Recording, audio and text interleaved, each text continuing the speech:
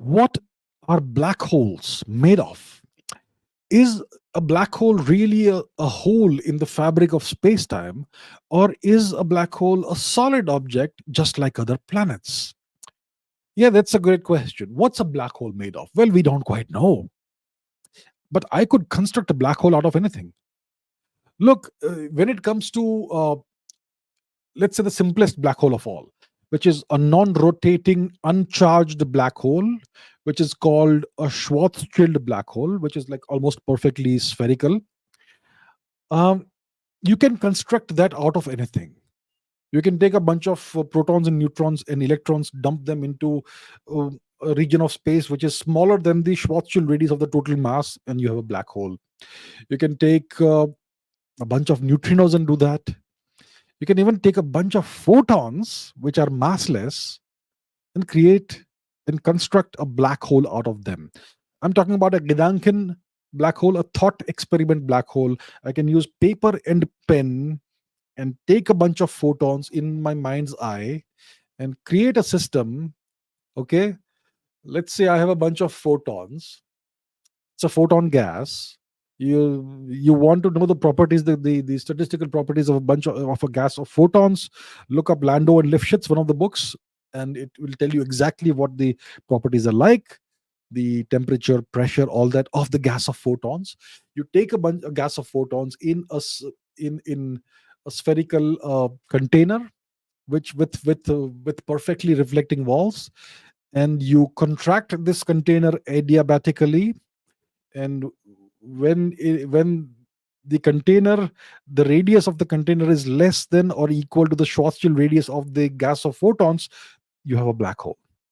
So that's a thought experiment. It's a Gedanken experiment, but I can construct a black hole using just photons with that. Okay, and that's the kind of mind games you play when you're doing research in quantum mechanics or even studying quantum mechanics. So a black hole could be made of anything. Essentially, we don't know what's inside a black hole. That's the problem. There's an event horizon around the black hole, which is a boundary that is completely opaque. We don't know what's inside. You can throw anything into it. You can throw pizza into it. You can throw spaghetti into it. You can throw a car into it. You can throw photons. You can throw whatever into it, antimatter, and you won't know what happened to the matter, the material, once it crossed the boundary. So from outside, a black hole has, like they say, no hair. It is known by only three parameters: mass, charge, and angular momentum. That's it. And for a Schwarzschild black hole, it doesn't have charge, it doesn't have angular momentum, spin. It only has mass. So we don't know what's inside. But if you are playing the thought experiment game, then you can construct a black hole from the inside out. And as long as that black hole you're constructing uh, in your thought experiment is not a micro black hole with quantum properties, it's a large black hole with classical properties, then you can play around with it and get good results. So for example, the radius of the sun is about 0.7 million kilometers. So the sun has a diameter of about 1.4 or so million kilometers. The black hole at the center of our galaxy, the Milky Way galaxy, there is a black hole at its center. It's a supermassive black hole. It has a few million solar masses. It's called Sagittarius A star. Now, that black hole has a radius of about 14 million kilometers. Okay, that's about 20 times the radius of the sun. That's how gigantic that black hole is. It's a very cold black hole, and it's a classical object. It's not a quantum object.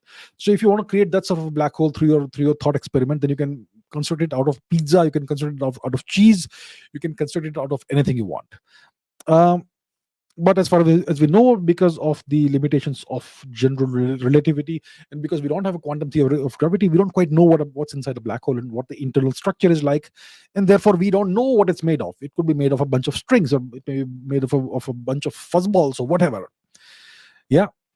And is it really a hole in this fabric of space-time? Well, it's not really a hole. Okay, it's not a hole. It's not like a hole would be like a wormhole, an Einstein-Rosen bridge. That's not what a black hole is. It's just called a black hole. It's not even black, actually. It's transparent. It's transparent. And it distorts the fabric of space-time because of its gravitational effects on space-time.